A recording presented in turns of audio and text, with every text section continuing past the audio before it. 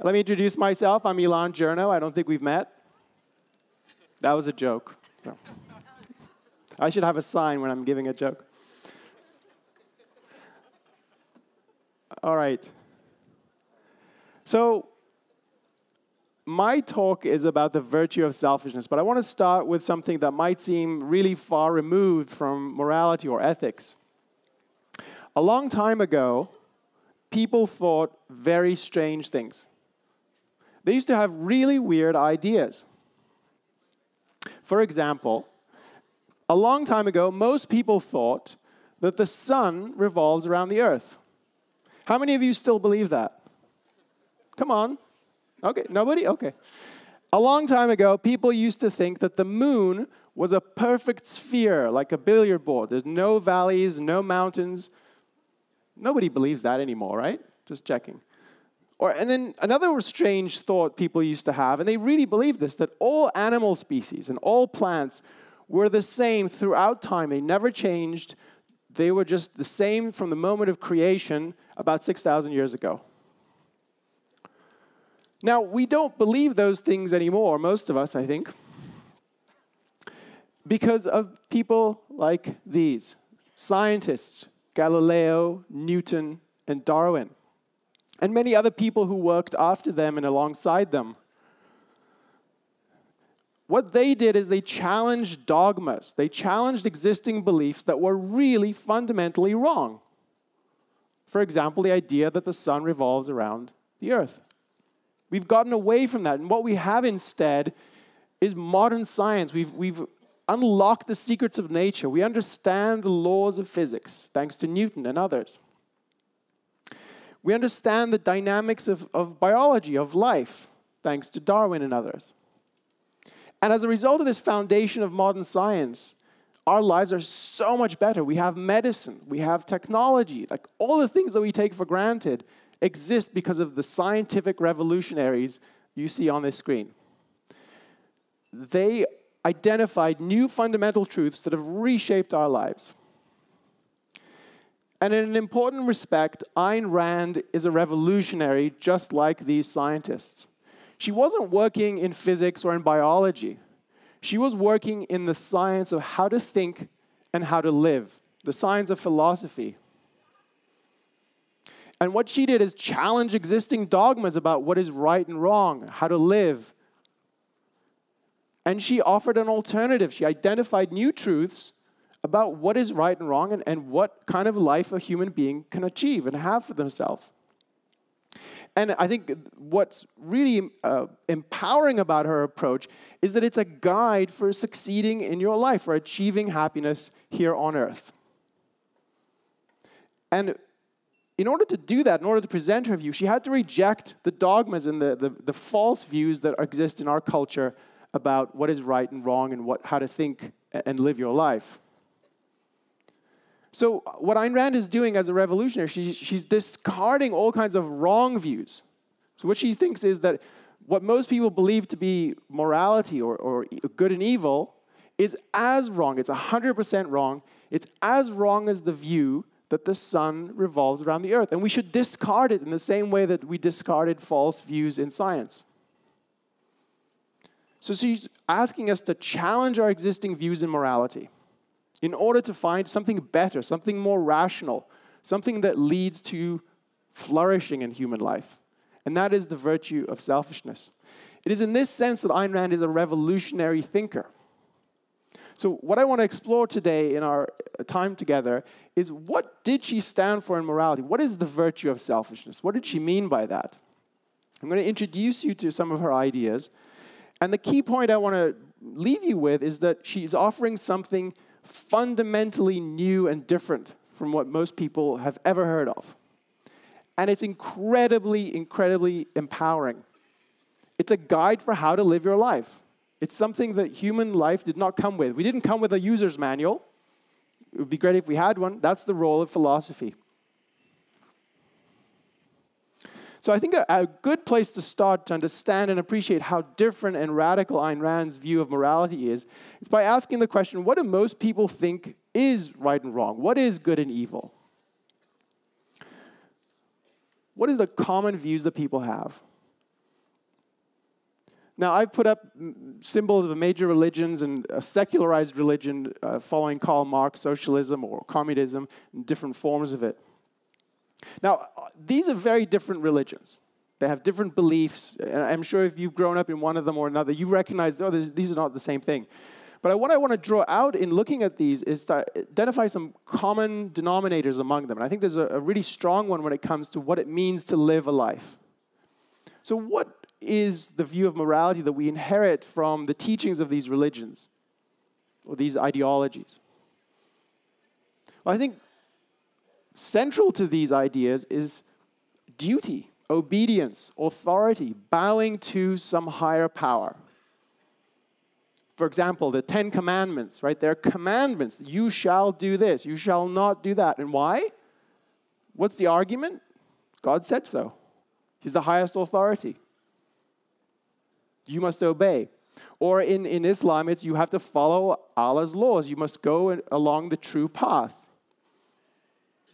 And under socialism and other secular views of morality, it's you are responsible for serving society. You're going to sacrifice for future generations. That was what many people were told under communism. Someday in the future, we'll have paradise on earth. You have to sacrifice for that.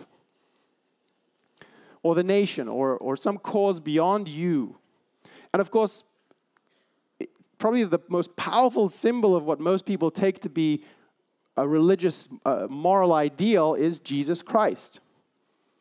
And I didn't grow up in a Christian house, so the first time I saw a crucifix, it was a really shocking experience because it was almost life-size, and it had beads of blood, and it was really striking. And what it really underscores is this person, Jesus Christ, really suffered, and he died, and this is why he's celebrated. Why did he die? What is the ideal that he represents? He sacrificed himself for sinners in the world. So when you look at the way what kind of things people are taught about morality, the common thread or common pattern is sacrifice is central to what it means to be good. Sacrifice of self to tradition, to family, to the nation, to God. This is the common view. The idea that something other than you, if you're doing it for something other than you, then that's a good thing. If it's for you, that's not a good thing. And there's different answers to that. Sometimes it's God, sometimes it's society. That is what Ayn Rand rejects completely, all the way down to the foundations. She thinks it's wrong, 100% wrong, and it's destructive. It's really, really harmful. That is what my colleague Aaron Smith is going to talk about later on today, the evil of altruism or the evil of self-sacrifice. I just want to stress the point that she's rejecting this as a dogma, something that's not founded in reason, fact, and argument. And it needs to be discarded the way we discard false theories in other fields like science. So what is her view of morality? It's very different from what we've heard growing up and from all sorts of sources in our society. Rand's view of morality is not to teach you how to suffer and die and sacrifice. Morality is about how to teach you to live, enjoy your life, and flourish. It's a conception of what a good life is that it's in the tradition of the ancient Greeks who looked at life and said, what is the best kind of life you can have, and how do you achieve it?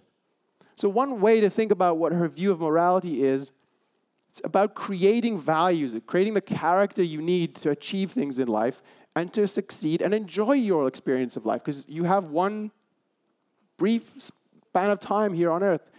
Make the most of it. And for her, the highest moral ideal, the highest moral purpose is your own happiness, achieved by your own means.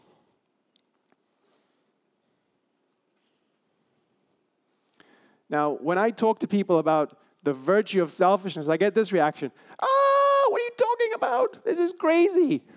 Selfishness and good, they don't go together. This must be a joke. I mean, selfishness in most people's understanding is the definition of what it means to be a bad person. It's the opposite of what everyone thinks of as a good thing.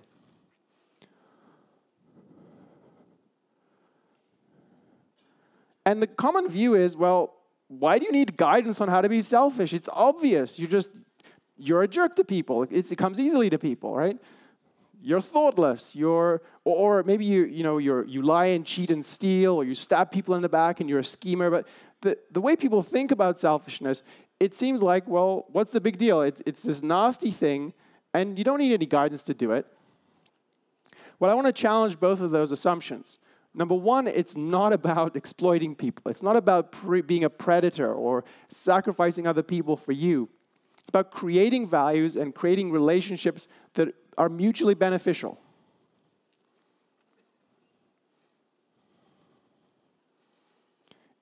Whereas for most people to be called selfish is an insult. If you understand Ayn Rand's reconception of what selfishness is, it's a high achievement. It takes real work and thought. Fundamentally, it takes commitment to reason to achieve your own interests in life. And I want to stress something about her view of morality. And this is one of the things that makes it really distinctive from conventional thinking about what is good and evil. And this is it, that there are no sacrifices. A sacrifice is when you give something up that is really valuable for something that's not valuable at all or not worth anything. It's a loss, a net loss. It's a surrender of the things you value, the things you treasure. And for Ayn Rand, you shouldn't sacrifice yourself to other people, nor should you sacrifice them to you.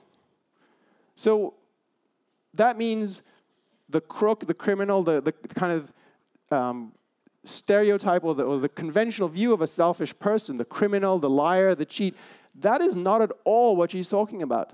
In her view, those people are not even remotely selfish. They do not have even the beginnings of an idea of what it means to have an interest, let alone serving their own self-interest. It's a self-destructive path. So there's no sacrifices, either of you to other people or of other people to you. So then what really does it mean to be selfish? What does it take? If it takes effort, well, what kind of effort, what kind of steps do you have to take to achieve your own interests? Well, here's another sharp contrast with conventional thinking. The last thing people expect to hear about selfishness is that it has a code of principles, a set of virtues. You have to really think about what it means to live in your own interest and think, what is in my interest? It's not obvious. It's not given. You don't wake up knowing. And we're the kind of beings that we need that kind of guidance. So, unlike animals that can hunt, we can't hunt very well. We need tools. We need to create things. And unlike plants, I don't know if you've ever tried this, put your feet in the soil. Do they grow roots and get nutrients? No, we don't. We're not even remotely like that. We don't get the things we need to live from nature. We need to create them. We need to achieve them. And you're not born with any kind of character. You need to create your own character. You have to define the kind of things that are important and achieve them.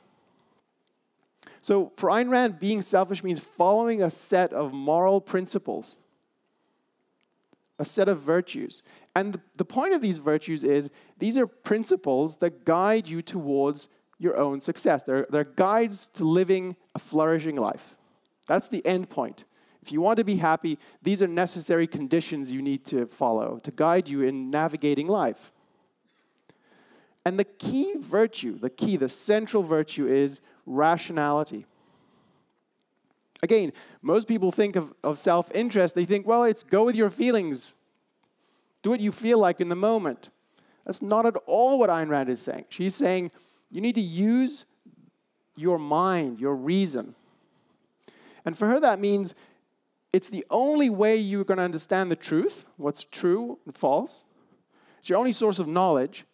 It's your only source of values and your only guide to action. So the essential guidelines of rationality is follow reason.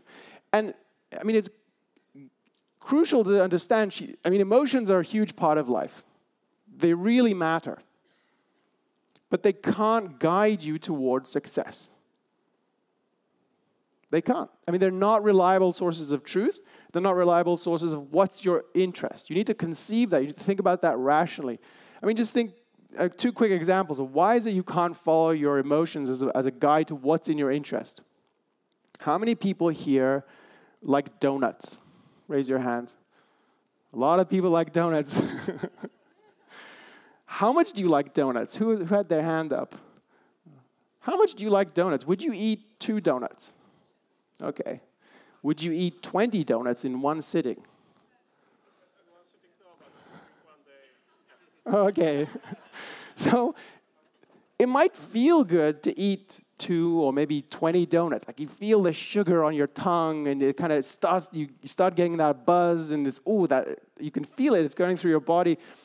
That's in the moment and you think, this feels great. I want this all the time. And then 10 minutes later, you're starting to feel a little bit down here and it's not good.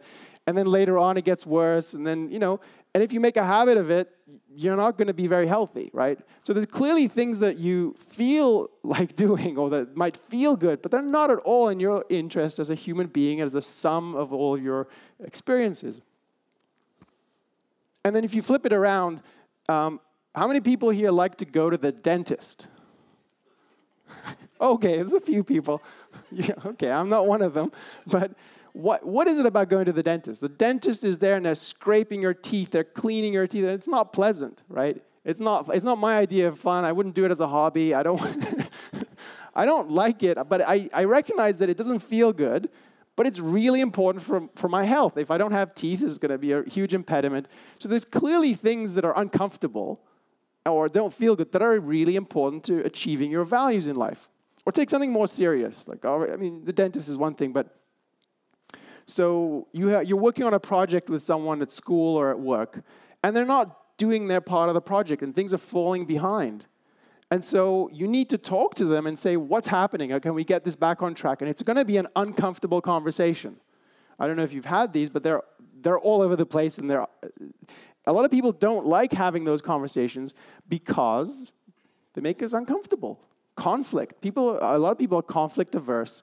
And the last thing they want to do is have a confrontation or an argument. I don't know if you had those kind of things in your family, but they're not pleasant. But it's really important if you want to get this project done, you want to achieve this goal in terms of it's part in your interest, you need to do it.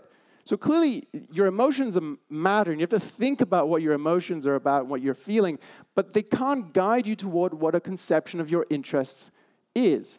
To do that, you need to use your mind, your reason. You need to think about what are the things I need in my life to achieve and accomplish, and how do I do that? And to think that through takes a commitment to following the facts wherever they lead you, including and regardless of what the conclusion is going to be. I won't ask you to raise your hands because I don't want to make you feel uncomfortable, but how many times have you had this experience of, well, if this is true, that's going to be a really uncomfortable fact for me to live with. For example, if it's true that there is no God, what does that mean about how I've been raised? That can be really unsettling. But if it's true, you have to rethink your assumptions.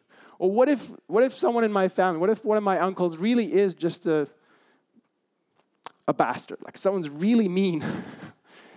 And if you accepted that truth, it would have to affect your relationship, and it wouldn't be convenient to have, you couldn't really be the same kind of relationship where everyone's pretending to like each other, because he's a mean person. You can't pretend that someone is nice when they're not. So there are all kinds of ways in which you have to really face the facts wherever they take you. That is what it means to follow reason, rationality. That's the principal virtue. And I'm just sketching sort of the big picture here. Now, being an egoist requires using your mind, using reason. But it requires, in various areas of our life, there are derivative virtues that are aspects of reason, of rationality. I'm not going to talk about all of these. There's a lot here. Someone who's selfish is also honest? Yes. Someone who's selfish has integrity to their principles? Yes. They're productive. They're not a parasite. They take their own character seriously. That's what it means to have pride in Ayn Rand's conception. And justice. This is a very unfashionable thing today, is to judge people. But what Rand means is you need to judge them objectively. You need to evaluate people. Why? Because it's in your self-interest to find people who are good and who are positive influences on your life, who enrich it, people you can love, people you can live with, people who can be friends, and avoid the people who are toxic, people who are destructive or can harm you. You need to be objective. You need to judge them rationally. And finally, independence is a virtue for Ayn Rand. Now that is a really distinctive view, a really distinctive idea that this is essential to your ability to succeed in life. So what is independence? I want to stress this one because it really stands out as something that it's certainly not anyone's conception of what it means to be selfish, but it's essential. It goes to the heart of what Ayn Rand is arguing for in her moral theory. So the virtue of independence is about using your mind and putting your orientation on the facts, not other people, not tradition, not authority, no one else's judgment. Your judgment is first and nothing comes above that. And that is a principle that applies in all areas of life, in all your relationships, all the time. And it's a guide for navigating difficult situations. And all situations, really. But let me give you a couple of examples of really difficult things that maybe some of you have lived through. Some of you know people who've had this. Or maybe this is in your future. So a couple of examples. Number one, this is to illustrate what it means to have independence and why this is so crucial to your happiness and why, if you follow this principle, it empowers you to succeed. So suppose, how many people here are still in college? A lot of you are still in college, okay. So this is when I was in college, I was still figuring out what I wanted to do with my life. And suppose you're in college right now, as many of you are, and you think that what you want to do is be a teacher. You want to work in a classroom, and your passion is connecting with young people, teaching them things, explaining things, finding new ways of communicating to them knowledge that they need. And you've done some of this practice work. You know what's involved in being a teacher. You're passionate about it. Your full judgment is, that's how I want my days to be. I want to wake up in the morning, jump out of bed, go and teach a class. That's what you're passionate to do. But then your parents have a very different picture of what your life should be. They think, or your dad in particular thinks, you should be a doctor because it's respectable, the money's good, and it would look good in the family's reputation to have a doctor. Why not? There's some prestige associated with being a doctor. And you not only want to be a teacher, you don't want to be a doctor. You find sick people unpleasant, you don't like blood, and you don't like all the stuff that comes out of people, fluids and all kinds of stuff. It just grosses you out. You hate being around hospitals, and you just don't want to be a doctor. What do? Can you imagine your life where, can you imagine a scenario where you abandon your dream of being a teacher and instead you go through medical school and you do what your parents do, you follow the duty, you serve their wishes, you sacrifice your desire for theirs, and then you have 30 years of being a doctor and you hate every single day of it? What would that look like? Is that a path to flourishing? And notice what it turns on. It turns on who decides this kind of issue.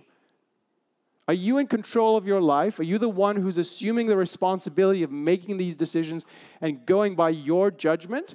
Or are you borrowing someone else's conclusions and following their decisions for you? You're letting them pull the strings and you're a puppet. The virtue of independence tells you you need to assume the responsibility for your life. You have to take it seriously, think through what you really need to achieve to create a flourishing life, and it's your judgment that counts. You have to put that first. Your parents can have input, they can tell you what they think, but you can't relinquish control and give it to other people because it's your life. It's yours. You have to assume responsibility. Let me give you one other example, because I think what I want to stress is that this is really pivotal to whether you can find a path in life and direct yourself towards achieving happiness. So how many people here have families where, so I grew up in a Jewish household, and one of the things that really mattered to my mother was if my brother was dating someone, one of her first questions was, not is she pretty, is she friendly, is she nice, is she Jewish? Because it was a big deal to stay within the tribe, to stay among Jewish people, to marry within the tribe. And I know a lot of Muslim families, it's the same thing. It's a really big deal if you step out of the Muslim religion, you date someone outside that, or in some Christian communities too, and I think in various cultures, it's a big deal that you don't leave the tribe for the person you want to date or marry. But suppose the person that you've chosen, that you think, this is someone I want to share my life with, or someone I really love. They bring real meaning to me, to my life. I enjoyed it. It's crucial to me, but they're an outsider. And you're getting pressure from your friends, from your cousins, from your uncles, from your aunts, from your mother and your father. How dare you step away from us? This is a betrayal. Can't you find a good Jewish girl? Can't you find a good Muslim girl? Or worse, they'll decide one for you and push them toward you and make that decision for you. Who decides that? Who's in the driver's seat? You need to decide that. It's your judgment that counts because it's your life and it's your happiness that's at stake here. So the principle of independence is one virtue out of a whole system of a whole code of virtues. It's to put your judgment first, your perception of the facts, your understanding of what is in your interest, and that has to be the decisive factor. And there are lots of ways in which this happens. You, in your judgment, versus all kinds of pressures from the family, the tribe, religion, society, the nation. There's so many ways in which you're pushed towards serving some purpose other than your own. And you have to navigate that. That's just one aspect of how independence applies in our lives. And the key I want to stress and leave you with is that these virtues that I've been describing, rationality and others, and particularly independence, their purpose is to help you navigate towards your conception of what's your interest, what does it mean to serve them, your interest, and how to achieve happiness in your life. Because that, in the end, is the purpose of morality. So Rand's conceptual morality is radically different from what we've grown up with and what we hear from all sorts of sources in our culture. It tells us to follow reason, rationality, not our feelings. It tells us to be productive, to achieve our own values by our own effort, and to assume the responsibility of living, of our own lives. Take your life seriously and act to achieve the goals you need. To be selfish means to really put in the effort and the thought to define your goals and really work to achieve it. And it's possible. And that is part of what makes it so empowering. It's a guide for you to be happy. And what more could you want in life? I think that is a really profound and inspiring goal to have. Thank you. We'll take questions now, and I'll be joined by my colleague, Elan Brook.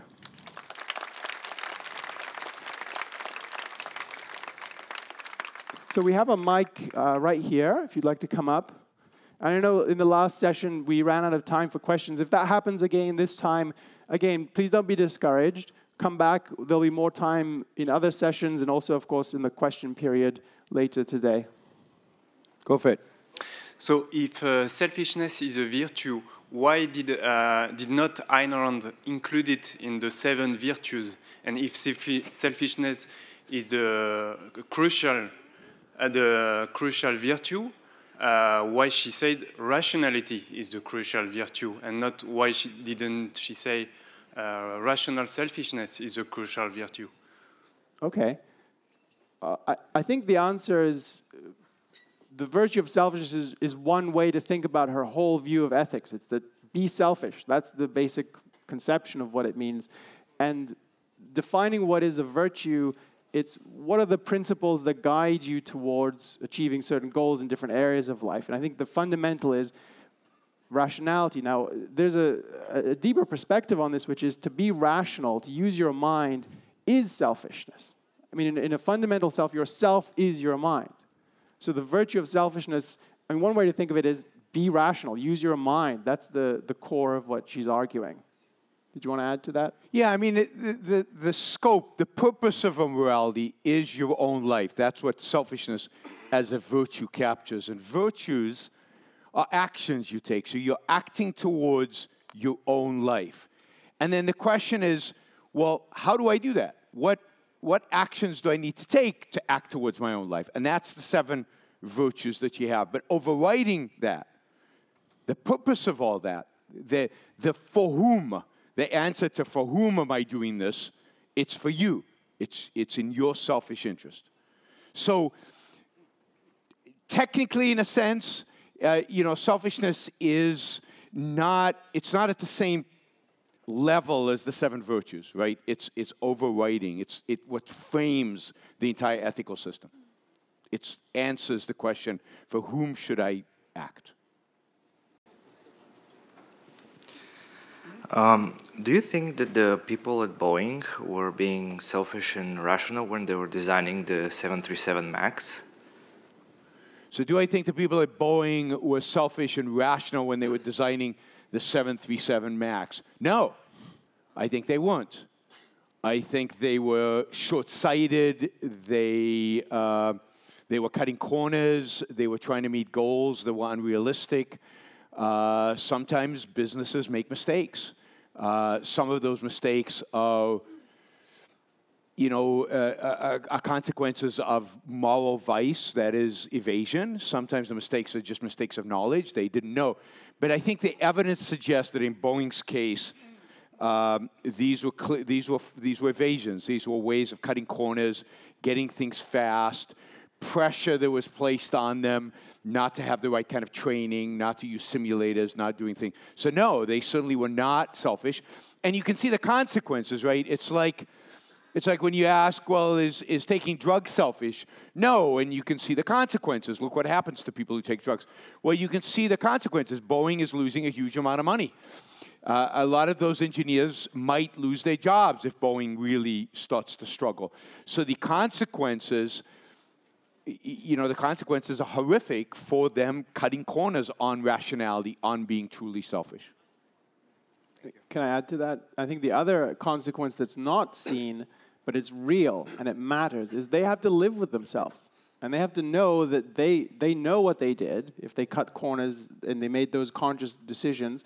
And they have on their conscience the consequences. And that is, you're imprisoning yourself in hell forever, basically, when you do something like that, psychologically. Hi. I was raised in a very religious country. And when I was little, I sort of questioned that and realized that I did not believe that it was true. And at the beginning, it was very scary because it meant to me 95% of people in my country believe something that I think is false. And if this is true, what else is false, right? I mean, I have to figure everything out. It's a hole that never ends. And I think you need a certain degree of courage to even make that leap. So my question to you is, how can you make other people have the courage and the independence to make the leap in the first place towards their own reason? Well, I think that part of how you do that is by suggesting that there is a philosophy. That is, there are answers. So you're right. It's very challenging. It's scary because you have this sense, particularly if you come from a culture that's very religious, you have a sense that, where do I even go? How do I discover anything? How do I know that I'm not going to be sucked into some other religion? So the idea that people have done this before you, that there are other people like you, and then that there are philosophers who've thought about the fundamental issues and provide certain answers and are using reason in order to guide you is very helpful. So I think Ayn Rand helps here because she has thought about what do we do with morality if there's no God? How do we live? What's the path? What's the guide? Well, philosophers have thought of this. Here's one philosopher who's really given it a lot of thought and presents her ideas on the basis of reason. Thank you. So we'll take 2 more questions, and then Aaron will be joining us on stage to begin his presentation. Yes, go ahead. Thanks. Well, I'm just interested in your opinion. Well, what do you mean about making compromises? For example, in relationships, we have to be selfish in that way, and we just make compromises like every day. For example, I do that. I do make compromises, for example, like, I don't know, I love you and I will do that because of you, not because of myself, even if I'm not okay with that. Yeah, I mean, you have to differentiate between the type of compromises you make, right? So it's not as long as the compromise is not a sacrifice, right? So for example, yeah, I mean, I often do what my wife wants. Because I love her. Because she's such a huge value to me. Because her happiness matters so much to me. There are very, very few other people in the world that I will do what they want me to do, just because of who they are. But with my wife, because she's such a value to me, if we eat at this restaurant or that restaurant, doesn't matter that much to me. But if it matters to her, then it's a higher value to add to her satisfaction that evening than it is for me to get the exact food that I wanted that evening, right? So as long as the compromises do not constitute a sacrifice. Now, when Ayn Rand talks about the evil of compromise, she's talking about compromising about morality, compromising about the most fundamental, most important aspects of your life.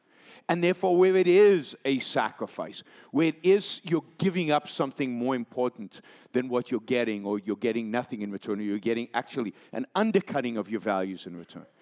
That kind of compromise you have to watch for and never commit.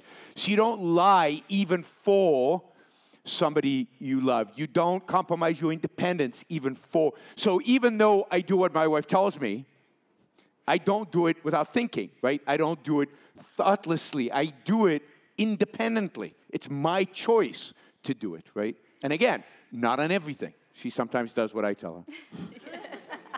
Sometimes, thanks. So last question. All right, so I have actually tried to deconstruct the theory of ethics you have given today. And at the end of the day, I believe that your overall argument, is resting upon the assumption that there is such a thing as a clear cut between altruism and egoism. On the other hand, literature in moral psychology or ethical motivation has shown that it is not the case. I mean, we are more complex than that. We are complex, deliberative beings.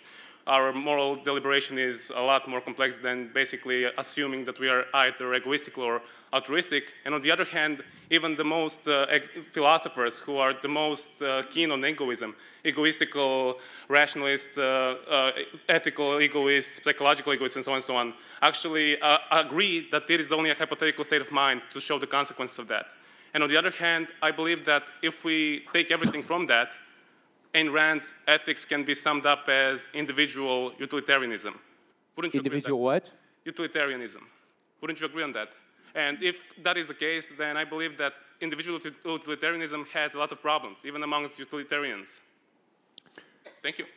So no, I don't agree with that. And I don't agree with the whole characterization.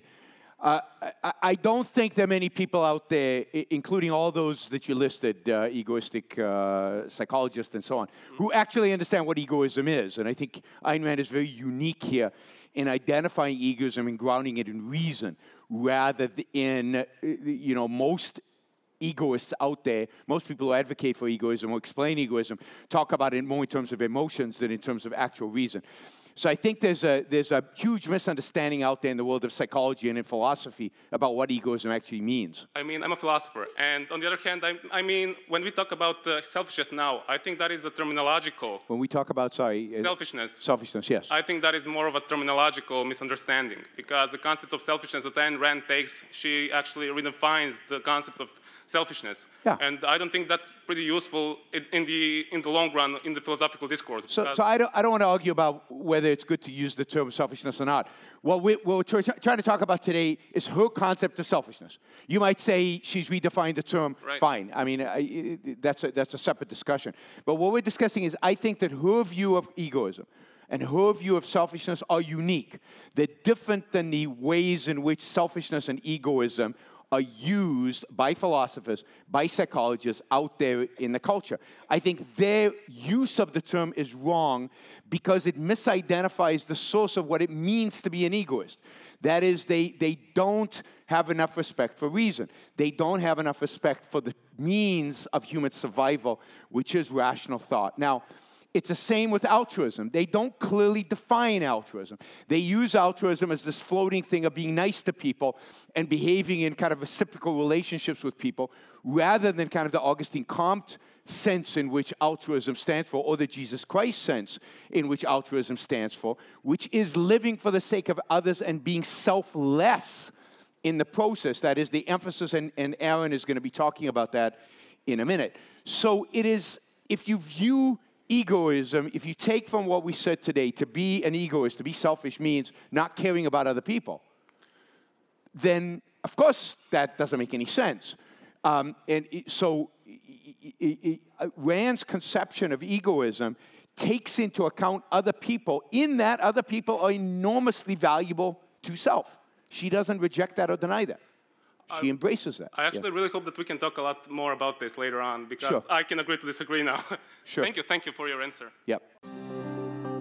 Thanks for watching. Be sure to subscribe and ring the bell to never miss a video.